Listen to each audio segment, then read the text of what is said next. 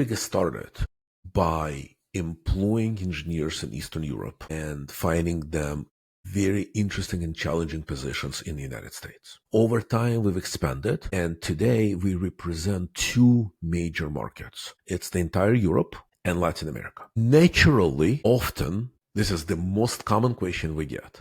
Which is better? People don't believe me when I say there is no answer to that question. There is no better. There is a better alignment with your specific needs. And even that varies. So one thing I want to talk a little bit about some pros and cons and challenges of different regions. And specifically, I'll start with those we work with. And I'll also touch on some that we may not work with, but we have experience because we either have tried or we chose not to engage. I'll start with Latin America. Latin America is a huge region covering part of North America, starting in Mexico, and the entire South America.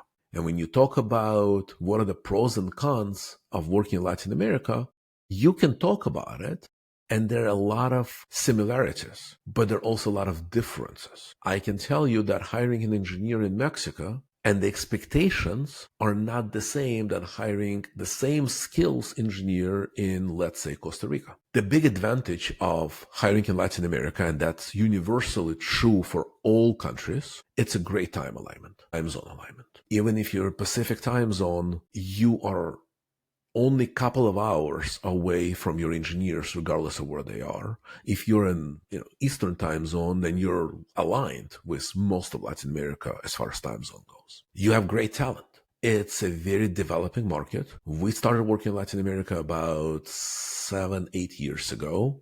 And I can tell you that today, that market is uncomparable to what it was 8 years ago. It's much more developed. It's much better, more senior engineers, more US experience, great talent.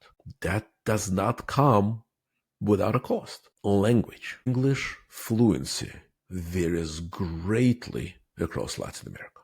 For example, again, that's our experience. Anybody in Argentina, they speak really good English. I don't want to say anybody, but most people in Argentina will speak great English.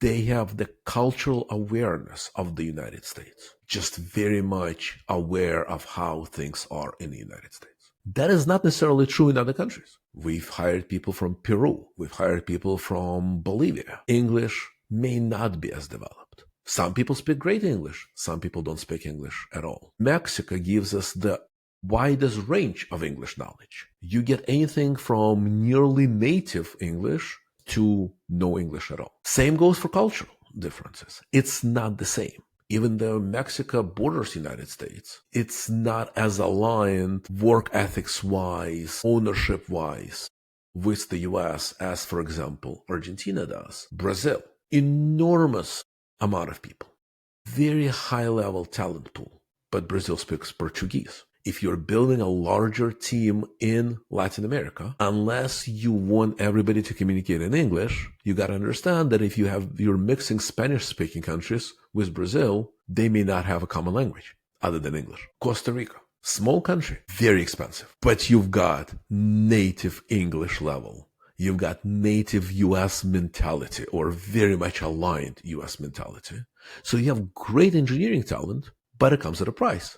Literally at $1 price. Different Latin American countries have different labor laws, and you have to account for that, and you have to figure that out into how you're going to manage the relationship and how you're going to build that relationship and even hiring. It also reflects in salaries. What do people expect to receive when they're employed by the company? Very different vacation times, very different holiday schedule than what we have in the US. So that has to be accounted for. And once again, depending on what culture you're building in your company, depending what role you're looking to fill, each one of the things I mentioned can either be a huge advantage or a disadvantage.